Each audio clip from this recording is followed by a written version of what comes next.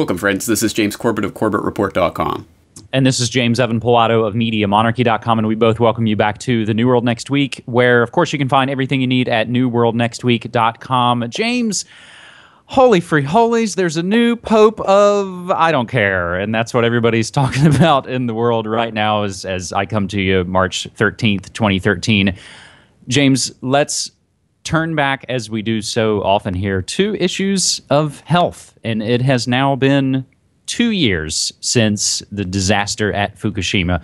The 2-year anniversary of Fukushima, and the accident is not contained. This punchy, great piece from WashingtonsBlog.com you can also find at FukushimaUpdate.com. Nuclear expert Arnie Gunderson said that the containment vessel at Fukushima Reactor 2 has a large crack in it. Reactors 1, 2, and 3 are all exploded. The BBC reported that, quote, they know very little about what's going on inside reactors 1, 2, and 3, and they really don't know what the state of the reactor core is. Indeed, there's no containment at Fukushima.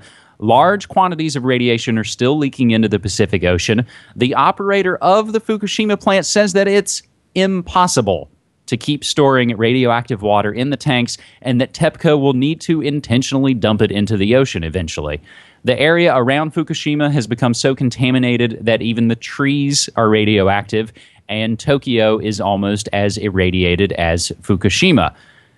The AFP notes that beach walkers are likely to encounter a disturbing but relentless flow of flotsam from Japan for years to come. And sidebar, I can speak to that here in Oregon on the Pacific coast. American sailors were exposed to massive doses of radiation. Conditions were so bad that they considered suicide.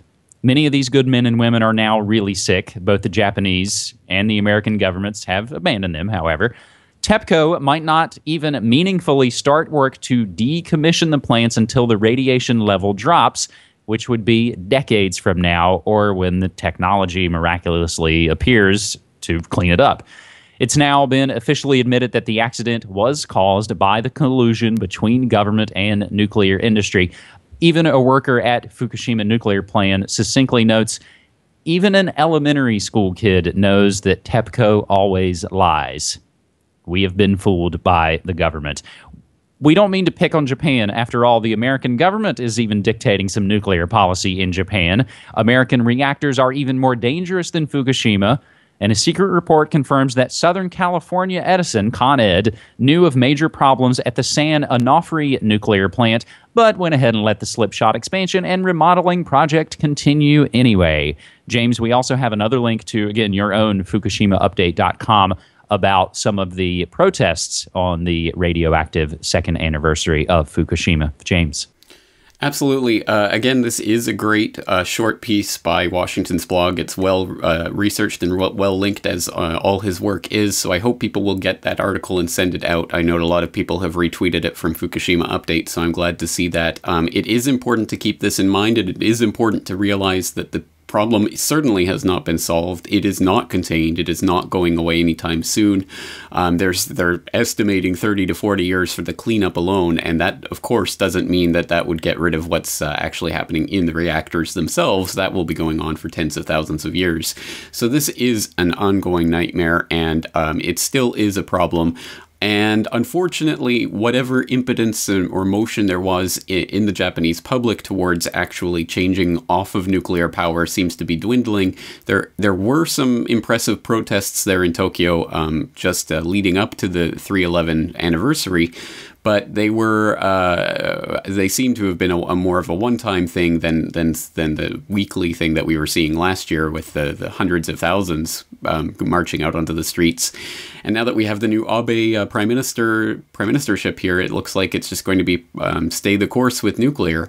And the plan, at any rate, is to start switching the nuclear reactors back on here. So this is still a battle, and it is important to remember that the official reports themselves note that this is not a natural disaster. This was a man-made disaster that was brought about through collusion between the government regulators and the TEPCO that was just a complete and total joke, and it would be funny if it wasn't. So incredibly tragic. So I think we have to keep that in mind, and keep in mind that it was this government nuclear industry nexus that caused this problem, and that's the exact same nexus that exists in every single country that has a nuclear power industry, because that's exactly how nuclear power thrives, and that's exactly why we as a civilization, as a species, can't afford to keep doing this. We have to start looking for alternatives, and I have discussed that on the podcast before, so I hope people will check that out and get behind the movement to try to get rid of this this power from whatever country you might be in that has it. James, and it's funny, even when you sort of put it that way, it reminds me that it is man-made, because even in the way that we refer to it, we don't refer to it as, oh yeah, it's been the second anniversary since the massive earthquake. We refer to it as Fukushima. That's the man-made disastrous part of it. So I think even in our language and the way we talk about it is kind of telling about what really went down. Our second story, James, I wouldn't have believed it had you not sent it to me late last night. We'll take it from the Seattle Times. As the United Nations says, Colorado and Washington's legal pot violates drug treaties. A United Nations-based drug agency urged the United States government on Tuesday, March 12th, to challenge the legalization of marijuana for recreational use in Colorado and Washington, saying the state laws violate international drug treaties. The International Narcotics Control Board, the INCB, made its appeal in an annual drug report. It called on Washington, D.C. to act to, quote, ensure full compliance with the international drug control treaties on its entire territory, end quote. U.S. Attorney General Eric Holder said last week that he was in the last stages of reviewing the Colorado and Washington state laws. Holder said he was examining policy options and international implications of the issue. Marijuana is still illegal under federal law. The federal government could sue the states over legalization or decide not to mount a court challenge. Washington and Colorado became the first states to pass laws legalizing the recreational use of marijuana in last fall's elections. You may recall, of course, we reported it here for you on New World Next Week. In closing, the United Nations report also cited prescription drug abuse as a continuing problem, as well as the emergence of so-called designer drugs that are engineered to fall out of the scope of existing drug controls. James, this is one of those amazing cases where you can actually get the report and download it. So we'll provide that link for you, the INCB Annual Report 2012, and a nice little piece from opednews.com. The International Narcotics Control Board strains its limited credibility with its latest report, James. Well, that's a good way of putting it. I got this report from Cameron, who wrote in with a link to this. And so thank you to Cameron for that. And Cameron noticed this story because he had just finished listening to my international law podcast. And then lo and behold, the UN is arguing that the United States should be intervening in its own states to try to strike down these laws. It is a ridiculous situation, and I hope it goes to make the point that I was trying to make in that episode, that freedom is not gavelled down by a judge in a courtroom. It is something that you have by virtue of your existence as a human being. It does not come from a courtroom. It has nothing to do with these courts of law that they've set up. It's something that we know that is inherent to the moral nature of humanity itself.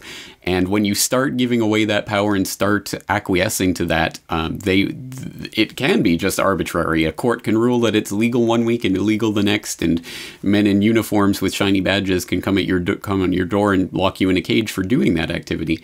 It is a ridiculous state of affairs. It is untenable. This is why we have to, I think, reject the courts of law as they've been set up generally. And that doesn't necessarily mean that you have to consign yourself to being put in that cage. I mean, everyone has to negotiate with their own conscience and with their own abilities to that extent, but at any rate, to believe in that system and to even think about handing even more power over to the UN and international courts to arbitrate things, I hope this at least shows some of what you're looking at when you start to do that, because suddenly, no matter what you decide to do at your local level, the international courts can come along and overrule that. So I think that's why we have to move away from that system. We have to try to keep power as local as possible, and it's better not to have the power at all, I would say. But at any rate, there you go. Here's a great example of exactly that thing that we were warning about in our last podcast. That's it. You're absolutely right, James. You could even joke and say, since Japan is so irradiated and all of it seems to be washing over here to Oregon. James, maybe it should just wash you over here and we'll continue and we'll go over to, maybe we'll go to Colorado because, if it's good enough for the shadow government, it should be good enough for us.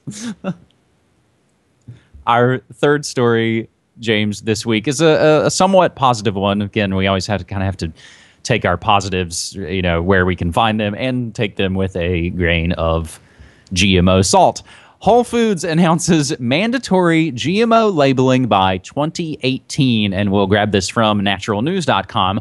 In a huge victory for the alternative media and grassroots activism, Whole Foods announced last Friday that it would require GMO labeling, that's genetically modified organisms, GMO labels on all products by 2018.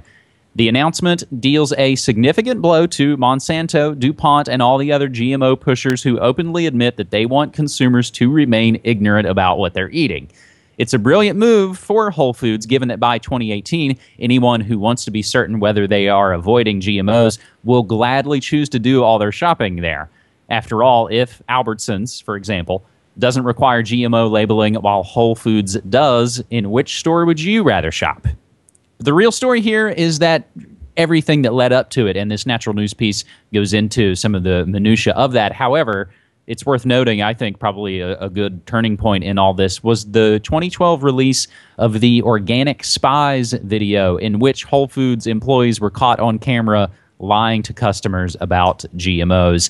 And James, in just kind of prepping this story, I had to look it up. I wasn't sure where Whole Foods fell on California's Prop 37 that would have required labeling of GMO products. And I thought maybe they fought against it, but I think they gave kind of feeble, last-minute kind of token support instead of being a huge rallying cry for it. So, James, what's your take on this? I think you're right about Whole Foods' position on that, and I'm going to direct people over to organicconsumers.org that has a post, Are Walmart and Big Food Lobbying the FDA for a GMO Labeling Law? This came out on January 10th, 2013, right after the Prop 37 vote. And it was, so basically the proposition here is that the big food companies got together right after that vote that they had lobbied tens of millions of dollars to strike down, realizing there were some bad optics there, and thinking about how they can proceed forward. And instead of trying to do that in every single state that brings forward such a proposition, they decided that they were going to actually lobby for the GMO labeling. Hey, what's going on here? Why would the big companies want this GMO labeling all of a sudden? And this goes back to the very heart of the issue and exactly why I was trying to caution people in California at the time of the Prop 37 vote that labeling is not going to be the final answer to everything because, again, it depends who has the power to slap the labels on the box and who gets to decide how much GMO ingredient equals enough to warrant a label, and et cetera, and whether that whole system of checking those types of things will ever be enforced. Again, I think that this power has to devolve back to the individuals and what they can do with, for example, the Non-GMO Project, nongmoproject.org, that you can take it into your own hands rather than waiting for a labeling. So really, honestly, if 5 years from now, Whole Foods is saying they're going to be labeling their GMO foods, do you trust that as far as you can throw it? I certainly don't. Is it a step forward? Is it a better thing than not having any labeling at all? It potentially, but potentially it could be even worse because they could be sneaking GMO foods into people who don't think that they're eating it anymore because, well, there was no label. So again, it puts all of the power in the hands of the companies that have been trying to sneak this into your food supply all this time. Do you really trust them and the government agencies that they have in their back pocket to regulate this? Because I sure don't.